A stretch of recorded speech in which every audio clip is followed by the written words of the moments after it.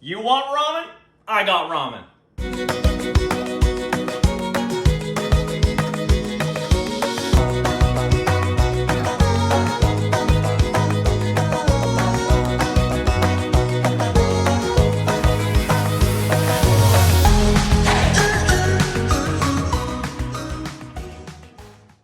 Hey, Chef Des coming at you from my kitchen. Yeah, we're gonna do ramen. I know, not the traditional ramen. It takes hours to simmer the broth, and there's all these different types of ramen. We're just gonna do a Chef Des version, Canadianized version, that's really fast, but still quite complex in flavor. Let me show you how easy ramen can be. We'll get to the broth in a second. I just wanna crack my eggs first, the good old BC eggs. And what I do is I crack them into containers. So I'm gonna do 2 portions of ramen, and I'll show you what we're gonna do, but I just crack them ahead of time into portion cups so that I can make sure that my yolk isn't broken and I can gently pour them into the hot pan, okay? I'm gonna show you how to do that in a minute, but let's just set these aside and we're gonna get started. Come over to the stovetop. So in my pot, I have 4 cups of beef broth and I'm just gonna turn it on high heat. We're going to infuse that with a few flavors, okay? So we have a couple cloves of garlic, a tablespoon of fresh ginger.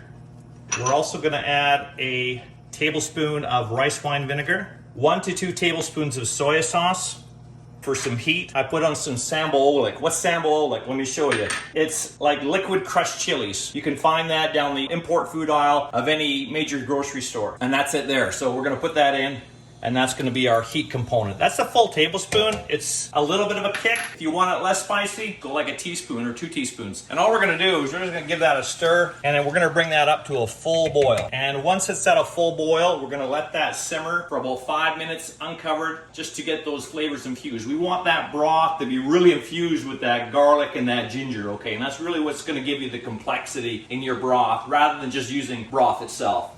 Okay, we're at a full boil, so all I'm gonna do is I'm gonna reduce the temperature down just to maintain a simmer and let that simmer, like I say, for 5 minutes uncovered, just to infuse those flavors. While we're waiting for that, let's get our pan heated. We're gonna do some crispy pork and some crispy BC eggs. I got a carbon steel pan here. You can use a stainless steel pan if you want, and I'm just heating that on medium high. Okay, we're gonna get that nice and hot. Once it's hot, we're gonna add a couple tablespoons of oil, canola oil, vegetable oil, peanut oil, grapeseed oil, anything with a little higher heat smoke point. I have about 8 to 10 slices, thin slices of pork tenderloin. You wanna use tenderloin so it stays nice and tender, and it's gonna get really crispy in that oil. Once that's done, we're gonna put that to the side for our garnish, and then we're going to fry a couple of eggs. Now I know, ramen is supposed to be with soft-boiled egg, and you cut it in half, and you have it there with the yolk still running and stuff like that. I know that's the traditional way, but my son Noah, he's 15, and man, he loves ramen, and he taught me a really cool way, and it's something completely different. A crispy fried egg, but we're not going to flip it. And when it's about half done, we're going to poke the yolk, and I love the crispy bit of egg on there, and it gives you such a great presentation and texture. Watch, you'll find out. It's really cool. But let's do that meat first. Now, when you want to know if your pan is hot enough, all I do is I just take a little bit of water in an empty pan. Don't do it when there's oil in there. And spray it in there. And see how it bubbles and spurts? And almost evaporates immediately. We're not there yet. You want to put the water in there and have it beat around like marbles. And that's telling you that it's screaming hot. So we'll let it heat up a little bit more. But again, you don't want water in there when you have oil in the pan. You're going to have a grease fire. So only in a hot, empty pan. Okay, nothing in there at all. Let's try it again. Now watch. See how they beat around like marbles? See that? That tells you that the pan is screaming hot and you're ready to do some searing. Now, don't put the oil in there until all that water is gone. So I just take a towel, since it's dry, and just dry it out. And now we know we're dealing with a hot pan. That oil can now go in. And you're gonna wanna act quickly because that is a very hot pan, as you can tell. And we're just gonna make sure the pan is thoroughly coated with the oil. We're gonna take our pork and try and keep the slices separate so they can get nice and crispy. And try and get them laying flat on there. And also as well, if your pork is cold, it's going to cool down the pan a little bit, and that's why you want to start off with a really hot pan, because you're not going to get it crispy if the pan cools down. After the pork's in there and it's warmed up a little bit, you can decrease the heat a touch if you want. What you're looking for, look at the pork, see how it's starting to cook? And at this point here too, if you want to season it just a little bit, and then it'll lift right off the pan. See that crispy bit? You don't want to flip it over until you see that. And it should just lift right off there with all that oil in the pan. And you're going to crisp up the other side. You want these nice and crispy. Once you can tell and you look, you flip them over and you have both sides starting to get brown, you can just start shuffling them around the pan a little bit. And just keep going until all that meat is nice and crispy. And what that's gonna do as well, if you're using a carbon steel pan or a stainless steel pan, it's really gonna get the pan ready to fry the eggs as well by having all that fat and that heat in the pan too. Have a look at our broth in the meantime, see how it's just simmering away. Once we're there with the broth, the next thing to do is take a couple standard packs of noodles. They come with seasoning packs like this. Get rid of them. You don't need them. We made our own broth here, infused with garlic and ginger and soy and rice vinegar. And all we're gonna do is bring that back up to a boil. And once it's boiling, we're gonna add the noodles in. And set a timer for 3 minutes. And just stir it around. Those noodles will break up. You don't need to worry about it. It's all good. And have a look at our crispy pork here. See that? See how it's getting nice and crispy? This is beautiful. Let's take our pork out of the pan. And all I'm gonna do is just transfer it over to a separate bowl here and trying to keep the fat in the pan. Do our lovely BC eggs. Now the moment you've all been waiting for, watch this. So right in that hot oil, put that egg in there.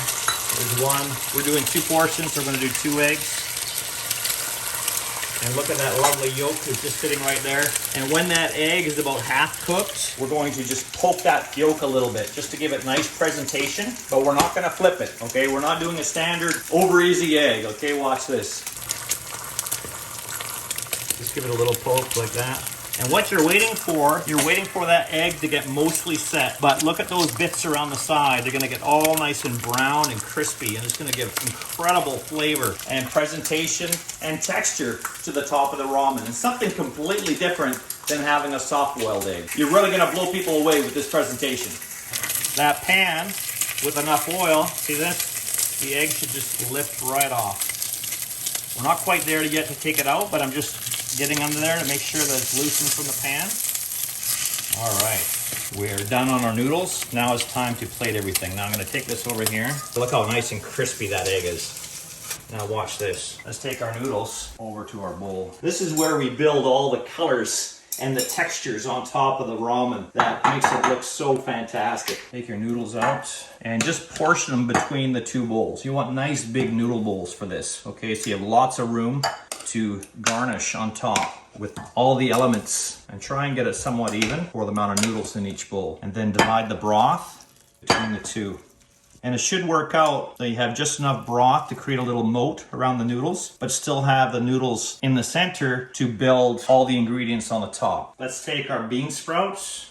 And you can do whatever you like. This is just a suggestion. I like bean sprouts, has a nice crisp texture to it. And you want to make sure you do colors and authentic flavors. So bean sprouts fits right in there. We have some nori that I've just sliced really thin, and we're gonna put that in there as well. And you wanna just do little groupings on top of your ramen. And you decide how much of this stuff you wanna put on. I also like some color, so do some shredded carrots. I have some little tiny red sweet bell pepper that I sliced up into little rings to give it some nice color on the top. And we're gonna get incredible color from those BC eggs too. And we're gonna put some crispy pork divided up. I have about 10 slices here, so we're just gonna put it over to one side, leaving room for our BC egg on each bowl. And look at that, beautiful BC egg on there. When people see that, they're gonna be blown away. And then a little bit of angle cut green onion for some garnish of green on top. Beautiful. Make sure you get your chopsticks out for this one. And this will look and taste about as authentic as you can get in a fraction of the time. Wow, who wouldn't want to eat that? Quick and tasty ramen. Make sure you check out bcegg.com for a whole bunch of other great tips, tricks, and recipes. This is Chef Des signing out. Where are you getting your protein from?